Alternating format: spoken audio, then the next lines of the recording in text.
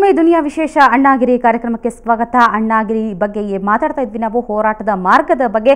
ನಿಜಕ್ಕೂ ಅಣ್ಣಾ ಹಜಾರೆ ಅನ್ನುವಂಥ ಸಾಮಾಜಿಕ ಕಾರ್ಯಕರ್ತ ಲೈಮ್ಲೈಟ್ಗೆ ಬಂದಿದ್ದು ಭ್ರಷ್ಟಾಚಾರ ವಿರೋಧಿ ಹೋರಾಟದ ಮೂಲಕ. ಅದರಲ್ಲೂ ಇಷ್ಟೊಂದು ಅಪಾರ ಜನ ಬೆಂಬಲದ ಜೊತೆಗೆ ಎರಡನೇ ಹಂತದ ಉಪವಾಸ ಸತ್ಯಾಗ್ರಹ ಆರಂಭಿಸಿದ್ದಾರೆ. ಅದು ಜನ ಲೋಕಪಾಲ್ ಮಸೂದೆ ಜಾರಿಗಾಗಿ. ಹಾಗಾದ್ರೆ ಏನಿದು ಮಸೂದೆ ಅನ್ನೋದ್ರ ಬಗ್ಗೆ ನಾವು ಚರ್ಚೆ ಮಾಡೋಣ.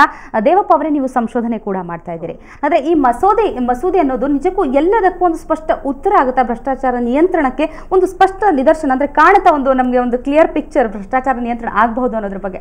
ಮೇಡಮ್, ಇದ್ರ ಬಗ್ಗೆ ಹಲವಾರು ಚರ್ಚೆಗಳು ನಡೀತಾನೆ ಇದೆ. ಈಗ ಲೋಕಪಾಲ್ ಮಸೂದೆ ಅಂದ ತಕ್ಷಣ ನೋಡಿ, ಸ್ವೀಡನ್ ದೇಶದಲ್ಲಿ ಮೊದಲ ಬಾರಿಗೆ ಒಂಬಡ್ಸ್ಮನ್ ಅಂತಕ್ಕಂಥ ಒಂದು ಸಂಸ್ಥೆಯನ್ನು ಜಾರಿಗೆ ತಂದು ಅಲ್ಲಿ ಆ ಒಂದು ಮಸೂದೆಯನ್ನು ಜಾರಿಗೆ ತಂದರು. ಅದರ ಮಾದರಿಯನ್ನು ಹಲವಾರು ರಾಷ್ಟ್ರಗಳು ಇದು ಮಾಡಿಸ್ಕೊಂಡ್ರು. ಒಂಬಡ್ಸ್ಮನ್ ಅಂದರೆ ಏನು ಅಂದರೆ, ಈಗ ಪ್ರಾಮಾಣಿಕವಾಗಿ ವ್ಯಕ್ತಿಗಳು, ಇದು ಸರ್ಕಾರಿ ಅಧಿಕಾರಿಗಳು ಮತ್ತು ಸರ್ಕಾರಿ ಯಂತ್ರ ಪ್ರಾಮಾಣಿಕವಾಗಿ ಕೆಲಸ ಮಾಡ್ತಿದೆಯೇ ಇಲ್ವೇ ಅಂತಕ್ಕಂಥದ್ದನ್ನು ಅಬ್ಸರ್ವ್ ಮಾಡಿ ಅದನ್ನು ಸರಿತಿದ್ದತಕ್ಕಂಥ ಒಂದು ವ್ಯವಸ್ಥೆಯನ್ನು ಮಾಡಲಾಯಿತು. ಅದೇ ಮಾದರಿಯನ್ನು ಭಾರತದಲ್ಲಿ ಕೂಡ ಕೆ ಮುನ್ಷಿಯವರು 1960ರಲ್ಲಿ ಈ ಒಂದು ಮಸೂದೆಯನ್ನು ಪ್ರಥಮ ಬಾರಿಗೆ 1960ರಲ್ಲಿ ಸಂಸತ್ತಿನಲ್ಲಿ ಮಂಡಿಸ್ತಾರೆ. ಆದರೆ ಆವತ್ತಿನಿಂದ ಇವತ್ತುವರೆಗೂ ಕೂಡ ಹಲವಾರು ಸಲ ಮಂಡನೆ ಆಗುತ್ತೆ, ಮತ್ತೆ ವಾಪಸ್ ಆಗುತ್ತೆ. ಆದರೆ ಈ ಒಂದು ಮಂಡನೆ ಆದಾಗ ಪ್ರಾಮಾಣಿಕವಾಗಿರ್ತಕ್ಕಂಥ ವ್ಯಕ್ತಿಗಳು, ರಾಜಕಾರಣಿಗಳಾಗಲಿ ಸಂಸದರಾಗಲಿ ಯಾರೇ ಆಗಲಿ, ಜನಸೇವಕರು ಅದನ್ನು ಒಪ್ಪಿ ನಾವು ನಿಜವಾದ ಸೇವಕರು ಅಂತ ನೋಡಿಸ್ಬೋದಾಗಿತ್ತು. ಆದರೆ ಇಲ್ಲಿ ಇನ್ನೊಂದು ಪ್ರಶ್ನೆ ಏನಂದರೆ, ಜನಲೋಕಪಾಲ್ ಬಿಲ್ಲು ಒಂದು ಸಂಸತ್ತಿನ ಮೇಲೆ ಮತ್ತು ಪ್ರಧಾನಿ ಇವರೆಲ್ಲರ ಮೇಲೆ ಅಧಿಕಾರವನ್ನು ಸಾಧಿಸೋದರ ಅಲ್ಲಿ ಒಂದು ಅಪಾಯಕಾರಿ ಅಂಶ ಇದೆ. ಏನಂದರೆ, ಎಲ್ಲ ಅಂಶಗಳು, ಎಲ್ಲ ಅಧಿಕಾರ ಅವರಿಗೆ ಏನು ಅವರನ್ನು ಶಿಕ್ಷಿಸ್ತಕ್ಕಂಥದ್ದಾಗಲಿ, ಅವರನ್ನು ಗುರುತಿಸಿ ಶಿಕ್ಷಿಸ್ತಕ್ಕಂಥ ಎಲ್ಲ ಒಂದು ಸಾರ್ವಭೌಮಾಧಿಕಾರ ಒಂದೇ ಸಂಸ್ಥೆಗೆ ಕೊಡ್ತಕ್ಕಂಥದ್ದು ಕೂಡ ಅದು ಮಹಾ ಅಪಾಯಕಾರಿ ಕೂಡ ಪ್ರಜಾಪ್ರಭುತ್ವಕ್ಕೆ. ಅದು ಮತ್ತೆ ಈಗ ಸರಿ, ಲೋಕಪಾಲ್ ಬಿಲ್ಗೆ ನಾವು ಇದನ್ನು ಕೊಡ್ತೀವಿ, ಅಧಿಕಾರವನ್ನು ಎಲ್ಲವನ್ನು ಕೊಟ್ಬಿಡ್ತೀವಿ, ಒಂದು ಪಕ್ಷ ಅವರೇ ಭ್ರಷ್ಟಾಚಾರಿಗಳಾದರೆ ಹೌದು, ಈ ಒಂದು ಪ್ರಶ್ನೆ ನಮ್ಮ ಮುಂದೆ ಇವತ್ತು ಕಾಡ್ತಾ ಇರೋದು. ಆದ್ದರಿಂದ ಬಹಳ ವೈಚಾರಿಕವಾಗಿ ಎಮೋಷ್ನಲ್ ಅಲ್ದಿದ್ರು ಕೂಡ, ಎಮೋಷ್ನಲ್ ಆಗಿ ಹಾಕ್ದೇನೆ ವೈಚಾರಿಕವಾಗಿ ಚಿಂತನೆ ಮಾಡಿ ಇದನ್ನ ಬಹಳ ಎಚ್ಚರಿಕೆಯ ಹೆಜ್ಜೆಯನ್ನು ಇಡಬೇಕಾಗುತ್ತೆ. ಈ ಲೋಕಪಾಲ್ ಮಸೂದೆ ಬರಲೇಬೇಕು, ಆದರೆ ಹಲವಾರು ಮಿತಿಗಳನ್ನು ಒಳಗೊಂಡಂತಹ ಲೋಕಪಾಲ್ ಮಸೂದೆ ಬೇಕು ಅನ್ನೋದು ನಮ್ಮ ಅಭಿಪ್ರಾಯ. ಅಂದ್ರೆ ಮೊದಲಿಗೆ ಲೋಕಪಾಲ್ ಮಸೂದೆ ಒಂದೇ ಉತ್ತರ ಅಲ್ಲ, ರಾಜಕಾರಣಿಗಳು ತಮ್ಮ ಅಂತಃಸತ್ವವನ್ನು ಪರೀಕ್ಷೆ ಮಾಡ್ಕೊಳ್ಬೇಕು. ನಾನು ಇವತ್ತು ಸೆಲೆಕ್ಟ್ ಆಗ್ತಿರೋದು ಅಥವಾ ನಾನು ಆಯ್ಕೆ ಆಗ್ತಿರೋದು ಜನರ ಆಶಯಗಳನ್ನು ಹೊತ್ಕೊಂಡು ಬಂದಿದ್ದೇನೆ, ಆ ಆಶಯಗಳಿಗೆ ಮತ್ತು ನಂಬಿಕೆಗೆ ನಾನು ದ್ರೋಹ ಬಗೆಯಬಾರ್ದು ಅನ್ನೋ ಒಂದು ಅಂತಃಶಕ್ತಿ, ಮನಸ್ಸಾಕ್ಷಿ ಅನ್ನೋದು ಅವರಿಗೆ ಇದ್ದರೆ ಇಂತಹ ಎಷ್ಟೇ ಬಿಲ್ಲುಗಳು ಬಂದರೂ ಕೂಡ, ಇಲ್ಲದಿದ್ರೂ ಕೂಡ ಇದು ಇವತ್ತು ಪ್ರಜಾಪ್ರಭುತ್ವ ಯಶಸ್ವಿ ಆಗುತ್ತೆ ಅನ್ನೋದು ನನ್ನ ಅಭಿಪ್ರಾಯ. ಓಕೆ, ಈಗ ನಾನು ಕೇಳೋದು ಸುರಭಿ, ಈಗ ಅಣ್ಣಾ ಹಜಾರೆ ಉಪವಾಸ ಸತ್ಯಾಗ್ರಹ 2ನೇ ಬಾರಿ ಮಾಡ್ತಾ ಇದ್ದಾರೆ. ಉಪವಾಸ ಸತ್ಯಾಗ್ರಹಕ್ಕೆ ಒಂದು ಸರ್ಕಾರ ಮಣಿಯತ್ತೆ ಅಂತ ಅನ್ಸುತ್ತೆ. ಅಫ್ಕೋರ್ಸ್ ಗಾಂಧೀಜಿ ಉಪವಾಸ ಸತ್ಯಾಗ್ರಹ ಮಾಡೇ ಸ್ವಾತಂತ್ರ್ಯ ದೊರಕಿಸಿಕೊಟ್ಟಿದ್ದು. ಆದರೆ ಎಷ್ಟೋ ಜನ ಹೇಳ್ತಾರೆ, ಈಗ ಗಾಂಧೀಜಿ ಬಂದು ಖುದ್ದು ಎಲೆಕ್ಷನ್ ನಿಂತರೆ ಖಂಡಿತ ಸೋಲ್ತಾರೆ ಅಂತ ಒಂದು ಪರಿಸ್ಥಿತಿ ಇದೆ, ಬದಲಾದ ವ್ಯವಸ್ಥೆ ಇದೆ. ಸೊ ಹೀಗಾಗಿ ಈಗಿನ ಒಂದು ಅಣ್ಣಾ ಹಜಾರೆ ಅವರ ಹೋರಾಟ ಇದೆ, ಉಪವಾಸ ಸತ್ಯಾಗ್ರಹ, ಇದಕ್ಕೆ ಭ್ರಷ್ಟ ರಾಜಕಾರಣಿಗಳು ಭ್ರಷ್ಟರು ಮಣಿತಾರೆ ಅಂತ ಅನ್ಸುತ್ತಾ? ನಿಜವಾಗ್ಲೂ ಹೇಳಿದ್ರೆ ಅಣ್ಣಾ ಹಜಾರೆ ಮಾಡ್ತಿರೋದು ತಿಳುವಳಿಕೆ ತಂದಿದೆ ನಮ್ಮಂತವ್ರಿಗೆ, ನನ್ನ ಫ್ರೆಂಡ್ಸ್ ಅಂತವ್ರಿಗೆ ಬಹಳ ತಿಳುವಳಿಕೆ ತಂದಿದೆ. ಆದರೆ ಈ ಸರ್ಕಾರ ಏನು ಮಾಡ್ತಿದೆ ಅದ್ರ ಬಗ್ಗೆ ಅವರು ನಿಜವಾಗ್ಲೂ ಅವರು ಅಣ್ಣಾ ಹಜಾರೆ ಹೇಳ್ತಿರೋದನ್ನ ಅಳವಡಿಸ್ಕೊಳ್ತಾರೋ ಅದು ಒಂದ್ ಸ್ವಲ್ಪ ಹುಷಾರಾಗಿ ನೋಡ್ಕೊಳ್ಬೇಕು. ಒಂದು ನಾನು ಹೇಳ್ಬೇಕಾಗಿದ್ದು ಏನು ಅಂದ್ರೆ, ಈ ಅಣ್ಣಾ ಹಜಾರೆ ಮತ್ತು ಗವರ್ಮೆಂಟ್ ಅವರ ಸಂಬಂಧದಲ್ಲಿ ಲೋಕಪಾಲ್ ಯಾವ್ದಾದ್ರು ಬಿಲ್ ನಾವು ತಯಾರಿ ಮಾಡಿದ್ರು ಆ ಬಿಲ್ಲು ಎಫೆಕ್ಟಿವ್ ಆಗಿರ್ಬೇಕು ಅಂತ ನಾವು ನೋಡ್ಬೇಕು. ಸೊ ಅಣ್ಣಾ ಹಜಾರೆ ಮತ್ತೆ ಗವರ್ಮೆಂಟ್ ಅವರ ಸಂಬಂಧದಲ್ಲಿ ನಿಜವಾಗ್ಲೂ ಏನ್ ಆಚೆ ಬರ್ಬೇಕು ಅಂದ್ರೆ, ನಮ್ಮ ದೇಶಕ್ಕೆ ಏನಾದ್ರು ಹೆಲ್ಪ್ ಆಗುವಂಥದ್ದು ಆಚೆ ಬರ್ಬೇಕು. ಯಾರಿಗೆ ಸೋಲ್ತಾರೆ ಗೆಲ್ತಾರೆ ಅಂತ ಮಾತು ನಾವು ತರ್ಕೂಡ್ದು. ಸೊ ರಾಹುಲ್, ನಿಜಕ್ಕೂ ಅಣ್ಣಾ ಹಜಾರೆ ಅವರ ಹೋರಾಟದಿಂದ ಒಂದು ಜಾಗೃತಿಯಪ್ಪ. ಈಗ ಎಷ್ಟೋ ಜನ ಯುವಕರಿಗೆ ಗೊತ್ತಿರಲಿಲ್ಲ ಭ್ರಷ್ಟಾಚಾರ ವಿರುದ್ಧ ಹೋರಾಟ ಹೇಗೆ ಮಾಡಬೇಕು ಅನ್ನೋದ್ರ ಬಗ್ಗೆ. ಒಂದು ದಿಕ್ಕು, ಒಂದು ಗುರಿ, ಒಂದು ಗುರು ಕಾಣ್ತಾ ಇದ್ದಾರೆ. ಅದರ ಮೂಲಕ ಹೋರಾಟ ಮಾಡ್ಬೋದು ಅಂತ ಅನ್ಸುತ್ತಾ? ಅದು ತುಂಬಾ ನಿಜ. ಯಾಕಂದ್ರೆ ಈಗ ಮುಂಚೆ ಎಲ್ಲ ಮಿಡಲ್ ಕ್ಲಾಸ್ ಇಂಡಿಯಾ ಅಂತ ತಾನೆ, ಈಗ ಏನು ಸರ್ಕಾರಿ ಕೆಲಸ ಮಾಡ್ಕೊಳ್ಳೋರು, ಇಲ್ಲಾಂದ್ರೆ ಪ್ರೈವೇಟ್ ಸೆಕ್ಟರ್ ಕೆಲಸ ಮಾಡ್ಕೊಳ್ಳೋರು, ಆಮೇಲೆ ನನ್ನಂತ ಯುವಕರು 18, 19, 20 ವರ್ಷ ಇರೋ ಯುವಕರು, ಅವ್ರಿಗೆ ಮತ ಹಾಕೋ ಹಕ್ಕಿದೆ, ಅವ್ರು ಚಲಾಯಿಸಲ್ಲ ಆ ಹಕ್ಕನ್ನ. ಈಗ ಏನ್ ಮಾಡಿದ್ದಾರೆ ಅಣ್ಣಾ ಹಜಾರೆ, ಈಗ ಒಂದು ಉಪವಾಸ ಕೂತ್ಕೊಂಡು, ಸತ್ಯಾಗ್ರಹ ಕೂತ್ಕೊಂಡು ಒಂದು ಅವೇರ್ನೆಸ್ ಅಂದ್ರೆ ತಂದಿದ್ದಾರೆ ಜನರಲ್ಲಿ. ಈಗ ನಾವೂನು ಮಾಡ್ಬೋದು ಅಂತ. ಈಗ ಯುವಕರಿಗೆ ನಾನು ಒಂದೇ ಒಂದು ಮೆಸೇಜ್ ಹೇಳೋದು, ಒಂದೇ ಒಂದು ಸಂದೇಶ ಕೊಡೋದು, ನೆಕ್ಸ್ಟ್ ಟೈಮ್ ಇಂದ ಈಗ ನೀವು ನಿಮ್ಮ ಸಂಸದ ಸಭ್ಯರಿಗೆ ಅವರು ಭ್ರಷ್ಟರು ಅನ್ನೋ ಬದಲು ನೀವು ಮತ ಇಂಟೆಲಿಜೆಂಟ್ ಆಗಿ ಹಾಕಿ, ನೀವು ಡಿಸರ್ವಿಂಗ್ ಕ್ಯಾಂಡಿಡೇಟ್ಸ್ಗೆ ಹಾಕಿ, ನಾವ್ ನೋಡ್ಕೊಂಡು ಹಾಕ್ಬೇಕು. ಈಗ ಇಲ್ಲಾಂದ್ರೆ ನೀವೇ ನಿಲ್ಲಿ, 25 ವರ್ಷದ ಮೇಲೆ ನಿಲ್ಲೋ ಹಕ್ಕಿದೆ ನಿಮ್ಗೆ.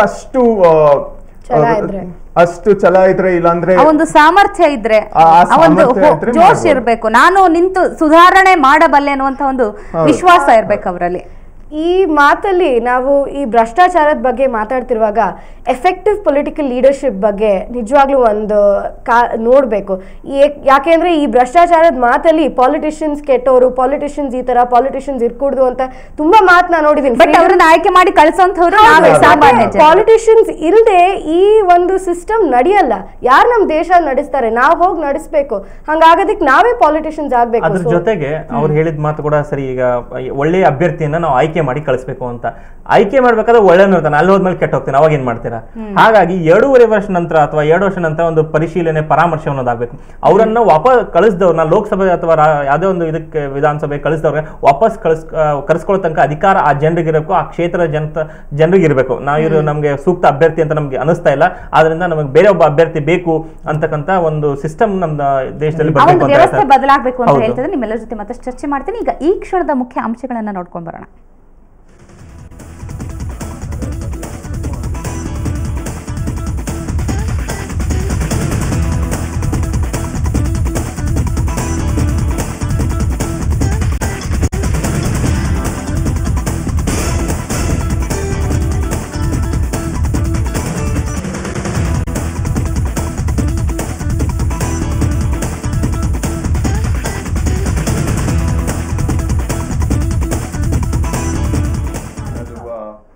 ಓಕೆ, ಅಣ್ಣಾಗಿರಿಯ ಚರ್ಚೆಯನ್ನು ನಾವು ಮುಂದುವರಿಸೋಣ. ದೇವಪ್ಪ ಅವರೇ, ಎಲ್ಲರೂ ಹೇಳ್ತಾ ಇದ್ದಾರೆ ನಿಜಕ್ಕೂ ಭ್ರಷ್ಟಾಚಾರ ವಿರೋಧಿ ಹೋರಾಟ ಅಂದಮೇಲೆ ಮೊದಲಿಗೆ ಬರೋದು ಬಹುಪಾಲು ರಾಜಕಾರಣಿಗಳು ಅನ್ನುವಂಥದ್ದು, ಜೊತೆಗೆ ಕಡ್ಡಾಯ ಮತದಾನ ಅನ್ನುವಂಥದ್ದು, ಸರಿಯಾದವ್ರನ್ನ ಆಯ್ಕೆ ಮಾಡಿ ಕಳಿಸ್ಬೇಕು. ನೀವಾಗಲೇ ಹೇಳ್ತಾ ಇದ್ರೆ ರೀಕಾಲ್ ಅನ್ನೋದ್ರ ಬಗ್ಗೆ, ರೈಟ್ ಟು ರೀಕಾಲ್. ಸೊ ಆ ಒಂದು ವ್ಯವಸ್ಥೆ ಇಲ್ಲೂ ಕೂಡ ನಮ್ಮ ದೇಶದಲ್ಲೂ ತಂದ್ರೂ ಕೂಡ ಎಷ್ಟು ಮಟ್ಟಿಗೆ ಸುಧಾರಣೆ ಆಗಬಹುದು ಅಂತ? ಹೌದು ಮೇಡಮ್, ಇದು ಖಂಡಿತ ಸತ್ಯ. ಅದು ಪರಿಣಾಮಕಾರಿ ಆಗುತ್ತೆ ಕೂಡ. ಅಂದರೆ ಈಗ ರೈಟ್ ಟು ರೀಕಾಲ್ ತಂದಾಗ ಯಾವುದೇ ಒಬ್ಬ ವ್ಯಕ್ತಿಯ, ಒಬ್ಬ ಸಂಸದರ ಒಂದು ಸಾಧನೆ ಮತ್ತು ಅವರ ಒಂದು ದಕ್ಷತೆಯನ್ನು ನೋಡಿಬಿಟ್ಟು ಅವರನ್ನು ಮುಂದುವರಿಸದೆ ಬೇಡವೆ ಅಂತಕ್ಕಂಥದ್ದನ್ನು ಜನತೆ ತೀರ್ಮಾನ ಮಾಡ್ಬೋದು. ನೆಕ್ಸ್ಟು ಆ ಒಂದು ರೈಟ್ ಟು ರೀಕಾಲಲ್ಲಿ ಅಕಸ್ಮಾತ್ ಆ ವ್ಯಕ್ತಿ ಅದಕ್ಷನಾಗಿದ್ದಂಥ ಪಕ್ಷದಲ್ಲಿ ನೆಕ್ಸ್ಟು ಬೇರೆ ಇನ್ನೊಂದು ಪಾರ್ಟಿಯವರು ಇರ್ತಾರಲ್ವ, ಅವರು ದ್ವಿತೀಯ ಸ್ಥಾನವನ್ನು ಪಡೆದಿರ್ತಕ್ಕಂಥವ್ರಿಗೆ ಅವಕಾಶ ಮಾಡಿಕೊಡ್ತಕ್ಕಂಥ ವ್ಯವಸ್ಥೆ ಇಲ್ಲಿ ಬಂದರೆ ಅದು ಸುಧಾರಣೆ ಆಗ್ಬೋದು. ಮತ್ತು ರಾಜಕಾರಣಿಗಳಲ್ಲಿ ಸ್ವಾರ್ಥ ಇರಲಿಕ್ಕಿಲ್ಲ. ಆವಾಗ ಏನಾಗುತ್ತಂದ್ರೆ ಒಂದು ದಕ್ಷತೆಯಿಂದ ನಾವು ಕೆಲಸ ಮಾಡಬೇಕು, ಇಲ್ಲಾಂದ್ರೆ ನಾವು ವಾಪಸ್ ಹೋಗ್ತೀವಿ ಅನ್ನೋ ಒಂದು ಭಯ ಇರುತ್ತೆ. ಆ ಒಂದು ಭಯದಲ್ಲಿ ಅವರು ಒಂದು ಕೆಲಸವನ್ನು ಸಂಪೂರ್ಣವಾಗಿ ದಕ್ಷತೆಯಿಂದ ಕೆಲಸ ಮಾಡಬಹುದು ಅನ್ನೋದು ನನ್ನ ಅಭಿಪ್ರಾಯ. ಇಲ್ಲಿ ನಾನೊಂದು ಹೇಳ್ಬೇಕು ಅಂತ ಬಯಸ್ತೀನಿ. ನಾವು ಕೆಲಸ ಮಾಡಬೇಕಾಗಿರೋದು ಭಯದಿಂದ ಅಲ್ಲ, ಅದು ಪ್ರೀತಿಯಿಂದ ಬರಬೇಕು. ಸೊ ರಾಜಕಾರಣಿಗಳು ಅಲ್ಲಿ ನಾವು ಎಲೆಕ್ಟ್ ಮಾಡಿ ಕೂರಿಸಿದಾಗ ಅವರು ಭಯದಿಂದ ಕೆಲಸ ಮಾಡ್ಕೊಡೋದು, ಅವ್ರು ಒಳಗಡೆಯಿಂದನೇ ಬರಬೇಕು. ನನ್ನ ಜನರು ಎಲೆಕ್ಟ್ ಮಾಡಿದ್ದಾರೆ, ನಾನು ಏನಾದರೂ ಮಾಡ್ಬೇಕು. ಅವ್ರಿಗೆ ಭಯದಿಂದ ಮಾಡಿದ್ರೆ ಎಷ್ಟು ದಿನ ಅಂತ ಇರುತ್ತೆ, 1 ವರ್ಷ ಮಾಡ್ತಾರೆ, 2 ವರ್ಷ ಆಗ್ತಾರೆ, ಭಯ ಬಿದ್ಬಿಟ್ಟು ತಿರ್ಗಿ ವಾಪಸ್ ಬಂದ್ಬಿಡ್ತಾರೆ. ಸೊ ಅದೇ ಥರ ಭಯ ಇದ್ರೆ ಎಷ್ಟು ವರ್ಷ ಅಂತ ಕೆಲಸ ಮಾಡೋಕ್ಕಾಗುತ್ತೆ. ಸೊ ಅದರಲ್ಲಿ ಅವ್ರ ಎಂತೂಸಿಯಾಸಮ್ ಇರಲ್ಲ, ಹುಮ್ಮಸ್ ಇರಲ್ಲ ಮಾಡಬೇಕು ಅಂತ. ಸೊ ಭಯ ಎದ್ಕೊಂಡು ಮಾಡ್ತಾ ಇರ್ತಾರೆ. ಸೊ ಹಾಗಾಗಿ ಭಯ ಇರ್ತದೆ. ನಾನು ಏನಾದರೂ ಮಾಡಬೇಕು ಅನ್ನೋ ಭಾವನೆ ಬಂದಾಗ ಆಟೋಮ್ಯಾಟಿಕಲಿ ಎಲ್ಲ ಸರಿ ಹೋಗುತ್ತೆ. ಸೊ ಈ ಬಿಲ್ಲು, ಆಕ್ಟು, ಮಸೂದೆ ಎಲ್ಲ ಭಯ ಬರಿಸ್ಬೇಕು ಅಂತ ಮಾಡ್ತಾರೆ. ಈ ತರ ತಪ್ಪು ಮಾಡಿದ್ರೆ ನಿನ್ಗೆ ಈ ತರ ಪನಿಷ್ಮೆಂಟ್ ಕೊಡ್ತಾರೆ, ಇದು ಮಾಡ್ತಾರೆ ಅಂತ ಭಯ ಬರ್ಸೋದಕ್ಕೆ ಅಂತ ಮಾಡ್ತಾರೆ. ಆದ್ರೆ ನಮ್ಮಲ್ಲಿ ಆತರ ರೆಸ್ಪಾನ್ಸಿಬಿಲಿಟಿ ಅನ್ನೋದು ಬಂದಾಗ ಈಗೆಲ್ಲ ನಮ್ಮಲ್ಲಿರುವಂತಹ ಜಾಣನಿಗೆ ಬರಲ್ಲ, ಇವಾಗ ಮಾತಿನ ಪೆಟ್ಟು ತಟ್ಟೋದಿಲ್ಲ. ಇವಾಗ ಶಿಕ್ಷೆ ಆದ್ರೇನೆ ನಿಜಕ್ಕೂ. ಈಗ ನಾವು ನೋಡ್ತಾ ಇದ್ವಿ, ಕೇಂದ್ರದಲ್ಲೂ ಕೂಡ ಮಿನಿಸ್ಟರ್ ಆಗಿದ್ದಂಥವರೆಲ್ಲ ಜೈಲು ಸೇರಿದ್ದಾರೆ, ರಾಜ್ಯದಲ್ಲೂ ಕೂಡ ಮಿನಿಸ್ಟರ್ ಆಗಿದ್ದಂಥವ್ರು ಜೈಲು ಸೇರಿದ್ದಾರೆ. ಎಲ್ಲ ಒಂದ್ ಕಡೆ ಒಂದು ಒಳ್ಳೆ ಬೆಳವಣಿಗೆ ಅಂತ ಅನ್ಸುತ್ತಲ್ವಾ ಮುಂದಿನವರೆಗೆ? ಈಗ ಈ ರೀತಿ ತಪ್ಪು ಮಾಡಿದ್ರೆ ನಮಗೂ ಕೂಡ ಜೈಲು ವಾಸ ಆಗಬಹುದು ಅನ್ನೋಂಥ ಭಯದಿಂದಾದ್ರೂ ಸ್ವಲ್ಪ ಮಟ್ಟಿಗೆ ಕಡಿಮೆ ಆಗ್ಬೋದು ಅಂತ ಅನ್ಸುತ್ತಲ್ವಾ ಸುರಭಿ? ಭಯ ಇರಬೇಕು ಯಾವ ಕಾರ್ಯದಲ್ಲೂ ನಮಗೆ ಈ ಥರ ಮಾಡಿದ್ರೆ ನಮ್ಗೆ ಈ ಥರ ಶಿಕ್ಷೆ ಬರುತ್ತೆ ಅಂತ ಭಯ ಇರಬೇಕು. ಆದರೆ ನಾನು ನಿಮ್ಮ ಜೊತೆ ಅಗ್ರಿ ಮಾಡ್ತೀನಿ, ಅದು ನಾವು ಏನಕ್ಕೆ ಮಾಡಬೇಕು, ನಮ್ಮ ಜನರ ಪ್ರೀತಿಗೆ, ನಮ್ಮ ದೇಶದ ಪ್ರೀತಿಗೆ. ಭಯ ಅಂದರೆ ನಮಗೆ ಕೆಲಸ ಒಂದು ತನಕ ನಡೆಯುತ್ತೆ, ಆದರೆ ಆ ದೇಶ ಪ್ರೀತಿ, ನಮ್ಮ ಜನರ ಪ್ರೀತಿ ಇದ್ದರೆ ಅದು ಕೆಲಸ ನಮಗೆ ಬಿಲೀವ್ ಮಾಡೋಕ್ಕಾಗಲ್ಲ, ಅಷ್ಟು ಕೆಲಸ ಮಾಡ್ಬೋದು ನಮ್ಮ ಕೈಲಿ. ಸೊ ಮುಂದೆ ನಾವು ಲೀಡರ್ಸ್ ಆಗಬೇಕು ಅಂದರೆ ಇವಾಗ್ಲಿಂದಾನೇ ಆ ದೇಶ ಪ್ರೀತಿ, ದೇಶಭಕ್ತಿ, ನಮ್ಮ ಜನರ ಪ್ರೀತಿ ಅದನ್ನ ನಾವು ಅಳವಡಿಸ್ಕೊಳ್ಬೇಕು. ಓಕೆ, ಮತ್ತೊಂದು ದೇವಪ್ಪ ಅವರೇ, ಭ್ರಷ್ಟಾಚಾರ ವಿರೋಧಿ ಕಾನೂನುಗಳೇನು ಸಾಕಷ್ಟಿದೆ, ಆದರೂ ಕೂಡ ಎಲ್ಲವೂ ಕೂಡ ಪುಸ್ತಕದಲ್ಲಿ ಮಾತ್ರ ಭದ್ರವಾಗಿವೆ. ಕಾನೂನು ಜಾರಿ ಆಗೋದು ತುಂಬಾ ಕಡಿಮೆ, ಜೊತೆಗೆ ವಿಳಂಬ ಆಗೋದು ಕೂಡ ಹೆಚ್ಚಾಗಿ ನೋಡ್ತೀವಿ. ಹಾಗಾದ್ರೆ ಈ ಮಸೂದೆ ಜಾರಿ ಆದ್ರೂ ಕೂಡ ಯಾವ ರೀತಿ ಒಂದು ಎಫೆಕ್ಟಿವ್ ಆಗಿ ಬರಬೇಕು ಅಂತ ಅನ್ಸುತ್ತೆ ಮೇಡಮ್? ಈಗ ಇದೇ ವಿಚಾರವಾಗಿ ನಾನು ನ್ಯಾಯಾಂಗ ವ್ಯವಸ್ಥೆ ಒಂದು ಎಲ್ಲರಿಗೂ ಕೂಡ ಒಂದು ಸಮಾನ ವ್ಯವಸ್ಥೆಯನ್ನು ಕಲ್ಪಿಸಿಕೊಟ್ಟಿದೆ. ಯಾವ ಥರ ಅಂದರೆ 100 ಜನ ಅಪರಾಧಿಗಳಿಗೆ ಶಿಕ್ಷೆ ಆದರೂ ಕೂಡ ಒಬ್ಬ ನಿರಪರಾಧಿಗೆ ಶಿಕ್ಷೆ ಆಗಬಾರ್ದು ಅಂತ ಒಂದು ಅದ್ಭುತವಾಗಿರ್ತಕ್ಕಂಥ ಒಂದು ಸದುದ್ದೇಶವನ್ನು ಇಟ್ಕೊಂಡು ಎಲ್ಲರಿಗೂ ಕೂಡ ರಕ್ಷಣೆ ಕೊಡ್ತಕ್ಕಂಥ ವ್ಯವಸ್ಥೆಯನ್ನು ಮಾಡಿದೆ. ಆದರೆ ಇದನ್ನೇ ಈ ಒಂದು ಕಾನೂನಿನ ವೀಕ್ನೆಸ್ ಆಗಿ ತಗೊಳ್ತಾ ಇರ್ತಕ್ಕಂಥವ್ರು ಇವರು ದೇಶದ್ರೋಹಿಗಳೇ ಹೊರತು ಬೇರೆ ಏನೂ ಅಲ್ಲ. ಅಂದರೆ ಇವರು ಎಫೆಕ್ಟಿವ್ ಆಗಿ ಈ ಕಾನೂನು ಬರಬೇಕಾದ್ರೆ ಮೊದಲು ಅವರಿಗೆ ರಾಷ್ಟ್ರಾಭಿಮಾನ ಬರಬೇಕು. ನಾನು ಮಾಡ್ತಿರೋ ಕೆಲಸ ಪವಿತ್ರವಾದ ದೇವರು ಅನ್ನೋದಕ್ಕಿಂತ, ನಾನು ದೇವರ ಕೆಲಸ ಅನ್ನೋದಕ್ಕಿಂತ ಜನಗಳಿಗೆ ನಾನು ಅಭಾರಿಯಾಗಿದ್ದೇನೆ ಅನ್ನೋ ಒಂದು ಮನಸ್ಸಾಕ್ಷಿ ಅವರಲ್ಲಿ ಮೊದಲು ವೈಚಾರಿಕವಾಗಿ ಅವ್ರಿಗೆ ಬರಬೇಕು, ಅಂತಸ್ತತ್ವ ಅವ್ರಿಗೆ ಬರಬೇಕು. ಆಗ ಅಂತಹ ಸಂದರ್ಭದಲ್ಲಿ ಇಂಥ ಕಾನೂನುಗಳನ್ನು ಈ ಒಂದು ಕಡೆ ಭಯನೂ ಇರಬೇಕು, ಕಾನೂನಿನ ಭಯ. ಅದೇ ತರಹ ಅವ್ರಿಗೆ ಪ್ರಮೋಷನ್ ಕೂಡ ಇರಬೇಕು. ಒಳ್ಳೆ ಕಾರ್ಯ ಮಾಡಿದವ್ರಿಗೆ ಒಂದು ಪ್ರಮೋಷನ್ ಕೂಡ, ಒಂದು ಬಹುಮಾನಗಳು ಕೂಡ ಇರಬೇಕು. ಆ ಥರ ಇದ್ದಾಗ ನಿರ್ಭಯ ಆಗಿಬಿಟ್ಟಿದೆ. ಈಗ ನಿರ್ಭಯ ಆಗಿದೆ ನಿಜ, ನಿರ್ಭಯವಾಗಿ ಕೆಲಸ ಮಾಡ್ತಕ್ಕಂಥ ವ್ಯಕ್ತಿ ಅದೇ ತರಹ ರಾಷ್ಟ್ರಾಭಿಮಾನವನ್ನು ಅಥವಾ ತಾನು ಮಾಡ್ತಕ್ಕಂಥ ಡೆಡಿಕೇಶನ್ ಏನಿದೆ, ವರ್ಕ್ಗೆ ಡೆಡಿಕೇಶನನ್ನು ಕೊಡಬೇಕಾಗುತ್ತೆ. ಅಂತಹ ಒಂದು ಮನಸ್ಥಿತಿ ಅವರಲ್ಲೇ ಸೃಷ್ಟಿಯಾದಾಗ ಮಾತ್ರ ತಾನು ಮಾಡಿದ ಕರ್ತವ್ಯಕ್ಕೆ ತಾನು ಬದ್ಧರಾಗಿರುವಂತಹ ಒಂದು ಮನಸ್ಥಿತಿ ಅವನಲ್ಲೇ ಬಂದಾಗ ಮಾತ್ರ ಈ ಒಂದು ಕರಪ್ಷನ್ ಅಂತಕ್ಕಂಥದ್ದು ಸಂಪೂರ್ಣವಾಗಿ ಕಡಿಮೆ ಆಗಲಿಕ್ಕೆ ಸಾಧ್ಯ ಅನಿಸುತ್ತೆ.